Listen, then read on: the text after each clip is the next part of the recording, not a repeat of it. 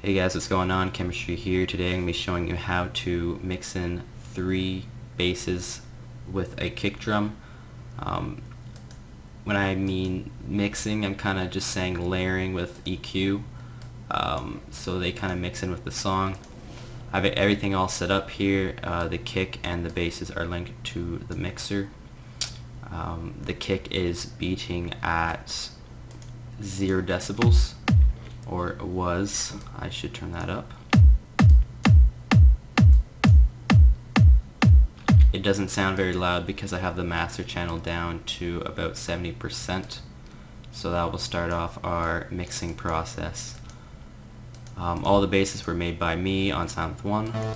They're not the best because I've recently kind of started using Silent One seriously, and I don't usually make basses with it as well, therefore they might not sound as good, I guess, but that's not really the point. What the point of this tutorial is to know the sections of each bass, the pattern that they use, and kind of how to EQ them together so they don't argue as much, you know. So I'm going to start off with the high bass, assuming that the kick is still hitting at every on beat. So the high bass usually uses kind of a ARP bass line, which just means, hey mom, still recording, but that's okay, keep, what? Okay. Which just means the notes, instead of hitting at the same time, they hit in an arpeggiated form, so not at the same time, just, but I'm going to flip that over. So it's G5, G4, G3, and G4. There's also a space for the kick right here. As you can see, it's just moved to the right by 1 step. And then again here, but just inverted or flipped over, so it should sound something like that. And of course, like I said, leaving room for the kick on every on beat. So this is not playing at any time when that kick is hitting. It usually has that form, but you don't have to have those notes. You know what I mean? Like, you don't have to have those exact notes, but it usually does have that form or position on the piano roll. As for the mid bass goes, it usually has kind of a constant offbeat flavor. It can have a bit of a groove to it, but I'm not going to do that for this tutorial. And the low bass has sometimes a bit of a groove on it too.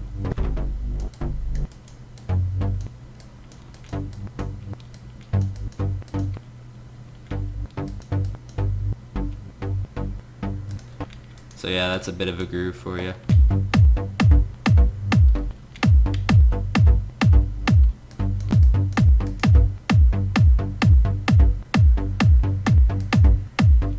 So something like that. So all together without EQ should sound something like this.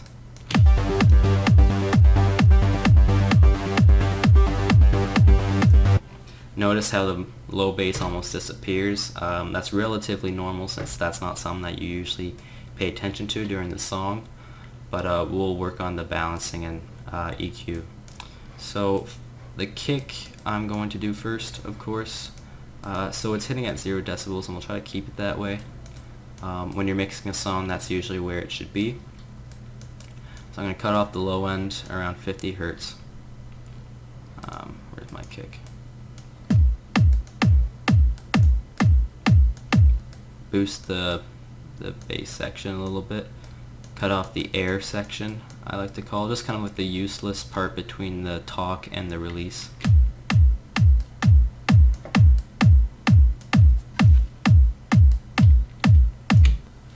Some kicks don't really have it as much, but I usually cut it off when kicks do, and then slightly boost the midsection. So it kind of went over the 0 decibel mark, so I'll just kind of turn it down there. Anyway, that's good enough as long as it hits around here. Now we'll do the high bass.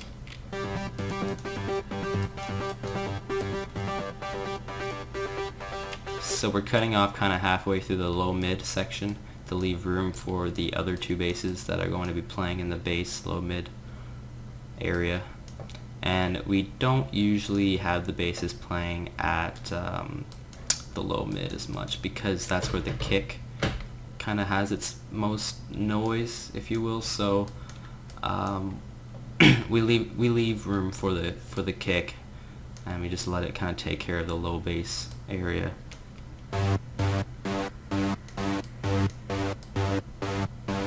But yeah, I'm gonna use the cutoff and cut off around 100 hertz for the mid bass, so I can have like the lower bass area for the low bass instrument that we're using.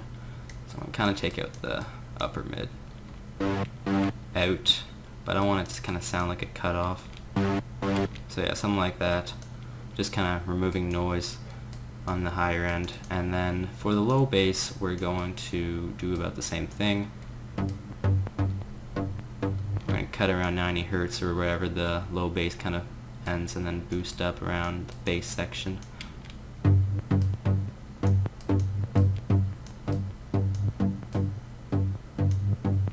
That should give us a nice boost and nice oomph, if you will.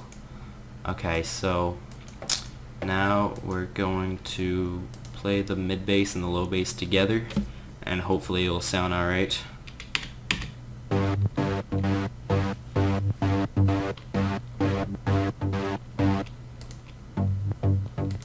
Alright, so as you can see, it still kind of sounds like the low bass is unheard a little bit,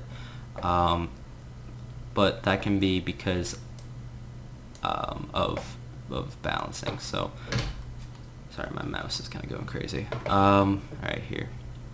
So what we'll do is we'll kind of try to balance them all together with the volume.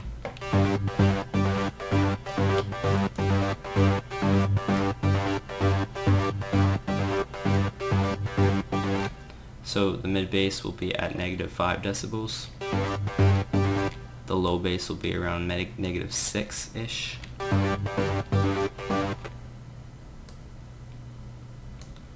It's also panned to the left by 20%, and the high bass is panned to the right by 20%. So that kind of gives it a nice stereo image.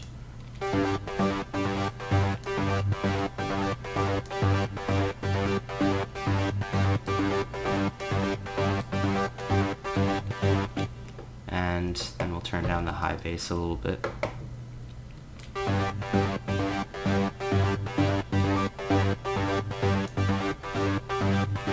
Actually, no, I think it's fine where it is. Alright, and then we'll introduce the kick, and hopefully it'll sound okay. If the kick sounds like it's overpowering the rest, then what you want to do is not turn down the kick, but turn up the rest of the basses.